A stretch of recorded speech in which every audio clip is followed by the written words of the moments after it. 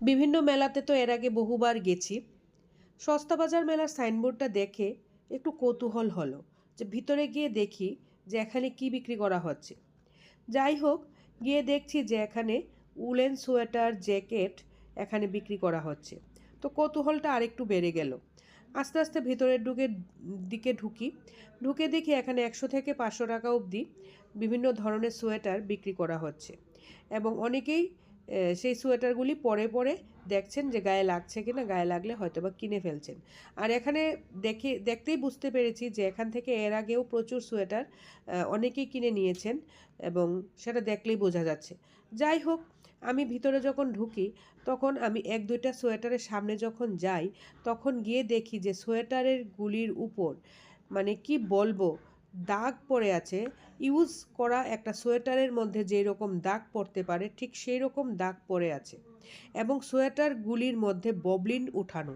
মানে একটা product use অনেক দিন পরলে পরে যখন ববলিন উঠে যায় সেই রকম এই সোয়েটারটার সামনে গিয়ে আমি দেখলাম এবং ধরে দেখলাম যে সেটা থেকে ববলিন উঠানো, মানে সেটা ইউজ করা হয়েছে এবং ইউজ করা সোয়েটারই এখানে এনে বিক্রি করা হচ্ছে।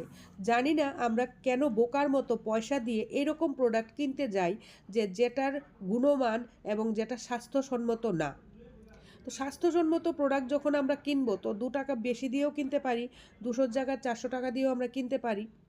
তো এখানে হয়তো বা অনেকেই বলতে পারেন যে আমরা পয়সা দিয়ে কিনবো, আমরা যা খুশি কিনি। হ্যাঁ, এটা অবশ্যই। যাই হোক, আমি এখান থেকে বেরিয়ে পড়ি কারণ এখানের কোনো প্রোডাক্টই আমার ভালো লাগছিল না এবং দেখে যেন কীরকম একটা আনহাইজিনিক বলে আমার মনে হলো, তাই আমি বেরিয়ে পড়ি। বেরিয়ে আমি ভুটানিদের এখানে চলে আসি। এখান থেকে বহুবার আমি কিনেছি এর আগেও, ওনাদের কোয়ালিটি খুবই ভালো ছিল এবং খুব ভালো ধরনের সোয়েটার ওনারা এখানে বিক্রি করে। ২ টাকা বেশি হলেও এখানে কিন্তু ভালো প্রোডাক্ট পাওয়া যায়। আর আমাদের ত্রিপুরা রাজ্যের বিভিন্ন মার্কেট আছে, তো মার্কেটে কিন্তু খুব ভালো ভালো সোয়েটার ওঠে এবং বিক্রেতারা বাইরে থেকেই কিন্তু সোয়েটারগুলি এনে এখানে বিক্রি করেন। আমরা কি করি, লোকাল মার্কেটে যাই না, লোকাল মার্কেটে না গিয়ে আমরা বিভিন্ন সময়ে বিভিন্ন মার্কেট থেকে আমরা কিনি। হ্যাঁ, সেটা অবশ্যই, সেটা আমিও কিনি।